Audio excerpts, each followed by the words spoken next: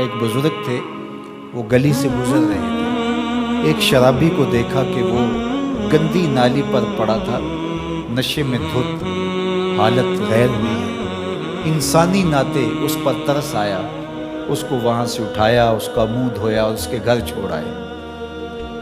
خیرات ہوئی، سحری کے وقت، تہجد کے وقت وہ مسجد میں گئے، وہ بزرگ جیسا ان کی عادت تھی، تو دیکھا کہ ان سے پہلے آج کوئی شخص تہجد کے مصلی پہ بیٹھا ہے اور نوافل ادا کر رہا ہے۔ بڑی حیرت ہوئی، دیکھا تو یہ وہی شخص تھا جس کو آج دوپہر کو گندی نالی سے اٹھا کر کے اس کا منہ دھو کر کے ان کے گھر چھوڑ کے آئے تھے۔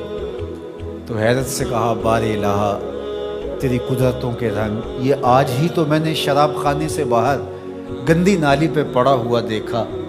ہاتف سے آواز آئی، میرے بندے تو نے اس کا منہ دھو دیا تھا، میں نے اس کا دل دھو دیا۔ تو جب کوئی شخص اپنا منہ دھوتا ہے، اپنے ہاتھ دھوتا ہے، تو اللہ اس کے گناہ دھو ڈالتا ہے۔ تو یہ نصف الایمان ہے، یہ آدھا ایمان ہے۔ ہمارے دین نے ہمیں صفائی کا، ستھرائی کا، پاکیزگی کا، عفت کا، پاک دامنی کا حکم دیا ہے۔ اگر آپ مجھ سے پوچھیں کہ اسلام کا دوسرا نام کیا ہے، تو میں کہوں گا اسلام کا دوسرا نام دین طہارت ہے۔ علماء نے لکھا کہ ایک طہارت معنوی ہوتی ہے، ایک طہارت حسی ہوتی ہے۔ ہمارا دین متقاضی ہے اس بات کا کہ ہمارا دل شرک سے، کفر سے پاک ہو، ہمارا دماغ غرور سے، تکبر سے، اور ہمارا عمل ریا سے، ہمارا دل تصنع سے، بناوٹ سے، حقد، کینے اور بغض اور نفرتوں سے پاک ہو۔ مانوی نجاست سے ہم اپنے آپ کو پاک کریں۔ اسی طرح ہم ہر طرح کے حدث سے اپنے آپ کو پاک کریں، حد سے اصغر ہو یا حد سے اکبر ہو۔ وضو سے رہیں، وضو پر وضو کرنا مستحب ہے اور یہ قربت الہی کا ذریعہ ہے، اور ہر وضو کے ساتھ مسواک کرنا مستحب ہے، اور اگر مسواک نہیں ہے تو آپ انگلی کے ساتھ اپنے دانتوں کو صاف کریں۔ غسل واجب ہو وہ تو کرنا ہی کرنا ہے، لیکن روزانہ کی بنیاد پہ صفائی حاصل کرنے کے لیے غسل کیا جائے مستحب ہے۔ نماز کے لیے آپ کے لباس کا صاف ہونا بھی شرط ہے، آپ کے جسم کا پاک ہونا بھی شرط ہے، حد سے اکبر اور حد سے اصغر سے پاک ہونا بھی شرط ہے، اور جہاں کھڑے ہو کے نماز پڑھ رہے ہیں اس جگہ کا پاک ہونا بھی شرط ہے۔ مجھے بتائیے کوئی ایسا پاکیزہ دین آپ نے دیکھا ہے؟ اس سے بڑھ کر کیا کہ جب تم اس دنیا سے رخصت ہونے لگے اور تمہارے بدن کو مٹی کے سپرد کرنے لگے، اور وہ بدن مٹی کھا جائے گی، لیکن کہا کہ اس کو بھی ذرا غسل دے کے بھیجو، اس کو چٹے لباس کا کفن دے کے بھیجو۔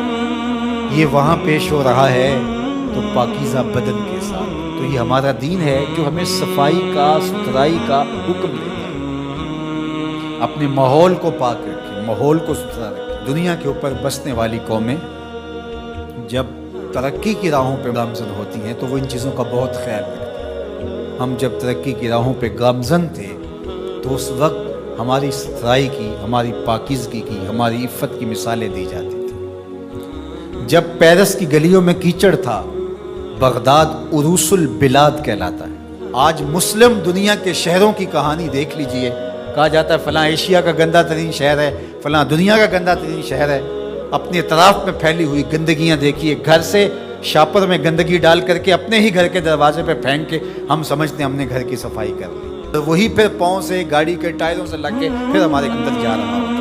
ہمارے دین نے تو ہمیں یہ کہا، اگر کوئی راستے میں گری پڑی چیز کو جو گزرنے والوں کے لیے رکاوٹ بنے، اس کو اٹھا کے ہم پھینک دیں تو یہ جنت کے راستے کی ضمانت بن جاتی ہے۔ اور ہم نے 8 فٹ کی گلی میں 3 فٹ کی تھڑی پکی ڈال دی، ہم نے جنریٹر باہر لگا دیا، ہم نے گھر کی موٹر باہر لگا دی۔ اگر ہمارے گھر کے پاس کوئی خالی پلاٹ موجود ہے تو وہ گندگی کا ڈھیر بن گیا ہے۔ گھروں کے اندر ہزاروں اخراجات ہیں لوگوں کے، 20، 25، 30 ہزار روپیہ ماہانہ خرچہ تو عام گھر کا ہے، لیکن جو عمرہ ہیں 2-2، 4-4 لاکھ روپے ان کا ماہانہ خرچہ ہے۔ تو جہاں اتنا خرچہ ہر بندہ اپنے گھر میں کر رہا ہے، تو صرف 1-1 ہزار روپیہ ڈال کر کے اپنی گلی کی صفائی کا اہتمام نہیں کر سکتا؟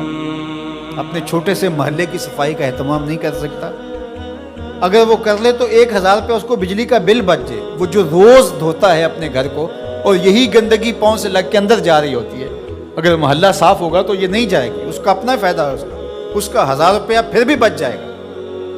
لیکن ہم اس کو کرنے کے لیے تیار نہیں. اپنے گھر کو صاف کر لیا اور باہر گندگی ڈال دی، اور دوسرے نے بھی اپنے گھر کو صاف کر لیا، باہر گندگی ڈال دی. راستے کے اندر گاڑی کھڑی کر دینا، چلتے راہ کے اندر ریت مٹی پھینک دینا، اور پھر 2 دن اس کو اٹھانا ہی نہ. لوگ اذیت سے گزرتے کوئی بات نہیں. کس طرح کا معاشرہ بن گیا ہو؟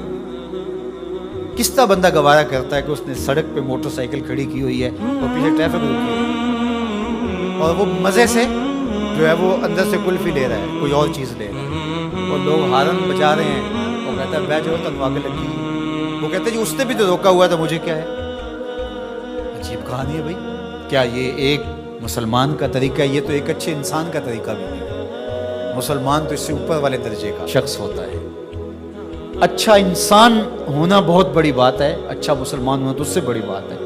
ہم سوچیں کہ جو ہمارے تیور، لچھن، طرز زندگی، انداز معاشرت ہے، وہ ایک اچھے مسلمان ہونے کی تو دور کی بات، اچھے انسان ہونے کی بھی نہیں. تو ہمارا دین صفائی کا ہے، ہمارا دین پاکیزگی کا ہے. ماحول کی پاکیزگی سے لے کر ذات کی پاکیزگی تک، ظاہری پاکیزگی سے لے کے باطنی پاکیزگی تک، خیالوں کی پاکیزگی سے لے کے سوچوں کی پاکیزگی تک، طرز زندگی کی پاکیزگی سے لے کر انداز معاشرت کی پاکیزگی تک. ایک صالح، پاکیزہ، خوبصورت اور ستھرا معاشرہ تشکیل دینے کے لیے مجھے اور آپ کو کردار ادا کرنا چاہیے، اور ہمیں اپنے حصے کا کام کرنا چاہیے. چیزوں میں ترتب ہو، خوبصورتی ہو، نظم ہو، اور کسی کے لیے قذر کا، تکلیف کا، نقصان کا، پریشانی کا سبب اور ذریعہ نہ بنے.